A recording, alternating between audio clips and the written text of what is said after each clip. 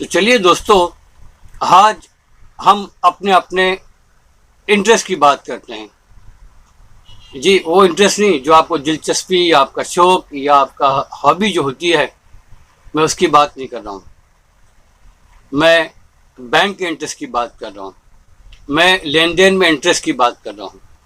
जी, मैं आपके सामने कोई बयान या तकरीर नहीं करूँगा, बल्कि इंटरेस्ट का सॉल्यूशन पेश करूँगा और यकीनन आप उसको कबूल भी करेंगे। बहुत सारे मुसलमान जो हैं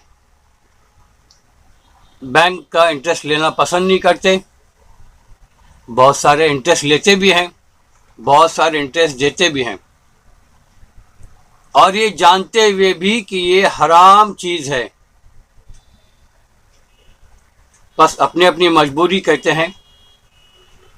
खैर, मैं आपके सामने कोई बयान या तकरीर या वाज करने के लिए नहीं खड़ा हूँ, बल्कि मैं चाहता हूँ कि दोज़ख के अज़ाब से भी बचे और इसका सॉल्यूशन आपके सामने पेश करने की कोशिश कर रहा हूँ।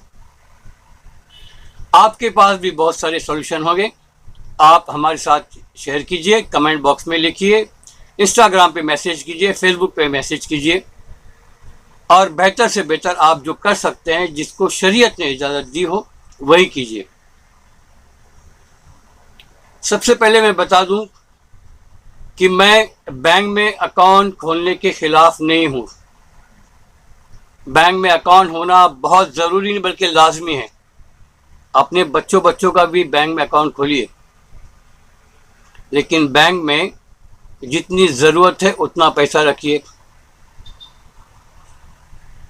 आप एफडी कराते हैं, आप चाहते हैं कि ये पैसा हमारा उस तरह से सेफ रहेगा।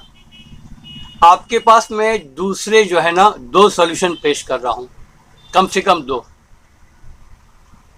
तीसरा सॉल्यूशन हलाल या शरई जो शेयर मार्केट का है वो भी है, लेकिन फ़िलहाल मैं दो बता रहा हूँ।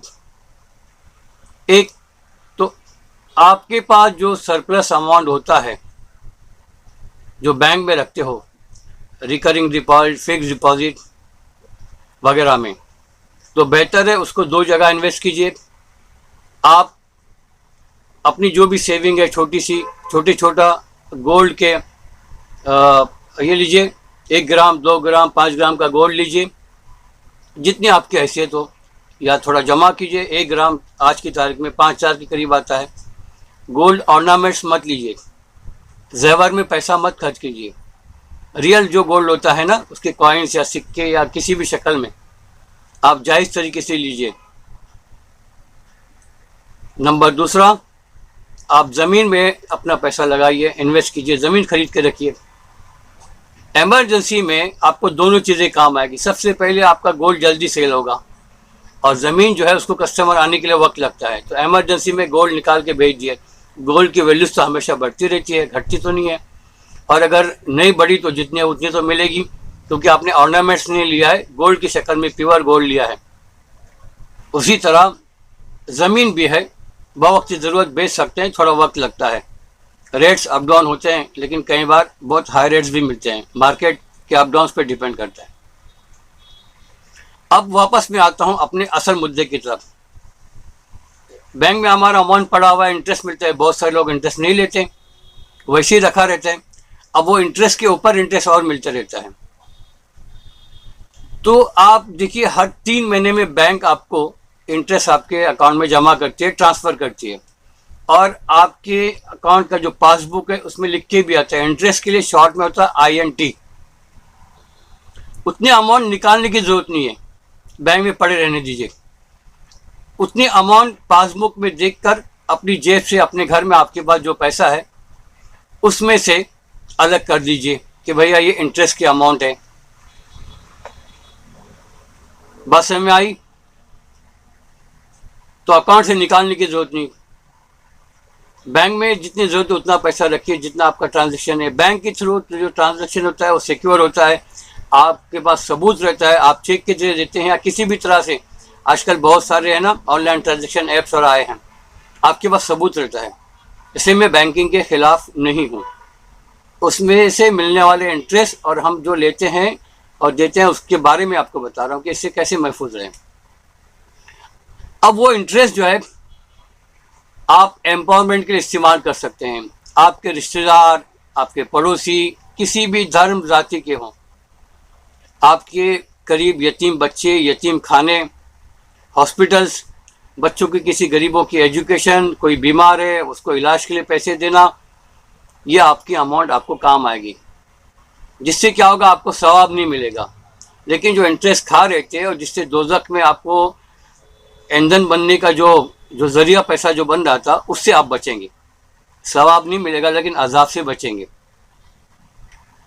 अगर हम लोग अपना इंटरेस्ट का कलेक्टिव इस्तेमाल करना चाहे तो one of the best solution है। आप हॉस्पिटल बनाइए, आप डिग्री कॉलेजेस बनाइए, मेडिकल कॉलेजेस बनाइए, उस तरह के और इंजीनियरिंग कॉलेज बनाइए, या जो बच्चे पढ़ रहे हैं उनको स्पॉन्सर कीजिए। ये कम्युनिटी का एम्पावरमेंट के लिए बहुत बड़ा काम होगा, बहुत बड़ा रोल होगा। रास्ते में दिखाई देने वाले प्रोफेशनल जो मांगने वाले या भिखारी है, जो रोज़ाना उनका ड्यूटी है, सिग्नल हर चीज़ हर एरिया उनका फिक्स है, बिल्कुल उनको प्रोमोट मत कीजिए। बेगिंग या भिखारी जो है ना, भीख मांगने की चीज़ को प्रोमोट मत कीजिए, कानून भी जुर्म है। आपका पड़ोसी बहुत भूखा रहता है, परेशान रहता है, वो आपसे जिक्र नहीं करता, कभी उसकी खैर खबर लीजिए, आपके रिश्तेदार की खबर लीजिए। अगर मुसलमान अपने इंटरेस्ट को एक साथ जमा करेंगे और कलेक्टिवली काम करेंगे तो बहुत बड़े बड़े काम हो सकते हैं। आप मेरी बात समझ लीजिए। फिर वो अपना बुरके वाला मामला नहीं आएगा, जिस तरह से हमने कर्नाटक में वो चीज़ें देखी। आप अच्छे कॉलेजेस बनाएंगे, आपके बच्चे भी पढ़ेंगे और सबके लिए ओपन रखिए। जाति की राजनीति से तो महफूज रहेंगे और हम आपस में सब मिलजुल कर अपने भारत देश की तरक्की में हमारा बहुत बड़ा रोल होगा। मैं कुछ कहूँगा कि आप लोग जो है ना, इंतज़ार मत कीजिए कि कोई ऐसे ही मतलब कोई एनजीओ बनेगी, ऑर्गेनाइजेशन बनेगी। अभी मुसलमान ख्वाब गफलत में हैं, सोए हुए हैं। जब मार पड़ती है तब वो भागते दौड़ते हैं, फिर मामला ठीक हो जाता है, फिर खामोश हो जाते हैं, सोने में, बिरयानी खाने में और नुक्कड़बाजी में मसरूफ़ रहते हैं। बात मेरी कड़वी और तीखी और तल्ख है, लेकिन यह हकीकत है। तो कम से कम आप अपनी फैमिली का, अपने फ्रेंड्स का, अपने जानने वालों का इंटरेस्ट जमा करके कलेक्टिवली कोई अच्छे काम में उसका इस्तेमाल ला सकते हैं। किसी को स्पॉन्सर कीजिए, किसी की मदद कीजिए, किसी को तिजारत में ऊपर लाने के लिए सहारा बनिए, उसका रोज़गार का सहारा बनिए। वरना बहुत सारे लोगों को आप देखते हैं, इंटरेस्ट पे इंटरेस्ट इतना हो जाता है कि बेचारे वो खुदकशी कर लेते हैं, लोगों के घर बार बिक जाते हैं, इज्जत आबरू बिक जाती है। मैं आपके सामने इसके बारे में, इंटरेस्ट के बारे में 2-3 अहादीस पेश करूँगा। सुनन इब्न माजा की 2274वीं हदीस है, स्क्रीन पर भी आपको देखने मिलेगी, पढ़ने मिलेगी। सूद के 72 दरवाजे हैं और उसका सबसे हल्का गुनाह ऐसा है जैसे कोई शख्स अपनी माँ से जिना करे, माँ के साथ रेप करे। ये हल्का गुनाह, ऐसे 72 गुनाह इसके दर्जे हैं। मैं और एक हदीस बताता हूँ, सूद की लानत।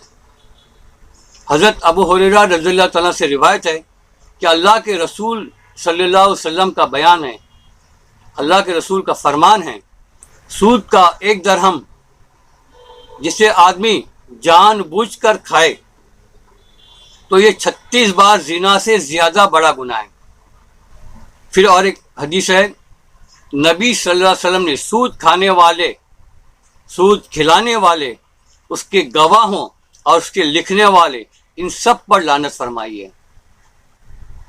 फिर और एक हदीस है, सूद का पैसा चाहे कितना भी ज़्यादा हो जाए, इसका अंजाम तंग दस्ती है। आप हमेशा परेशान रहो, कितना भी सूद का पैसा खाओ, आपकी परेशानी का कोई सोल्यूशन, कोई हल नहीं रहेगा। फिर आखिरत के वक्त से पहले के हालात को एक हदीस के ज़रिए बयान फरमाया है। सुनन इब्न माजा की हदीस नंबर 44, जिल्द नंबर 2, सफ़ा नंबर 32।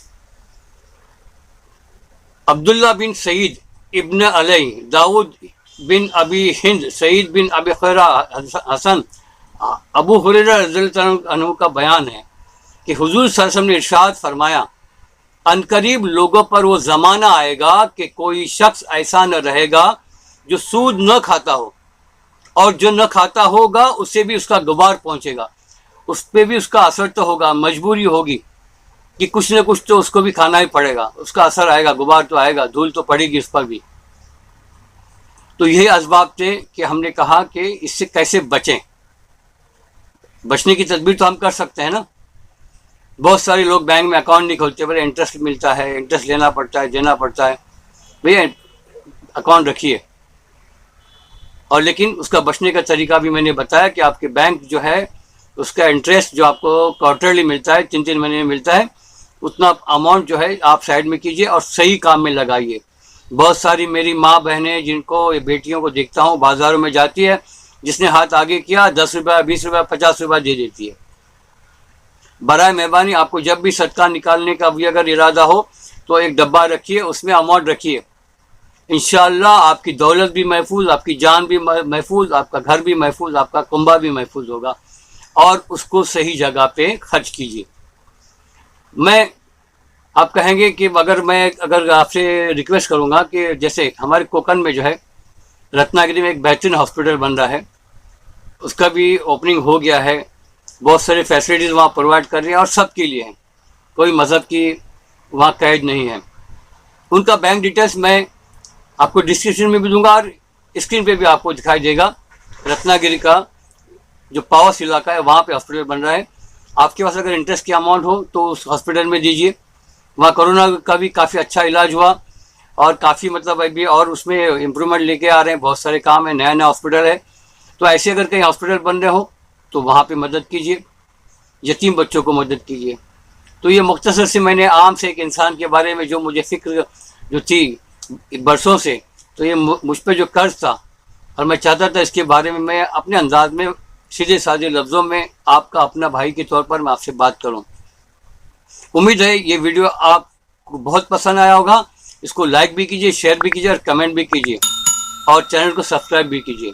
बहुत बहुत शुक्रिया। जज़ाकल्लाह खैर।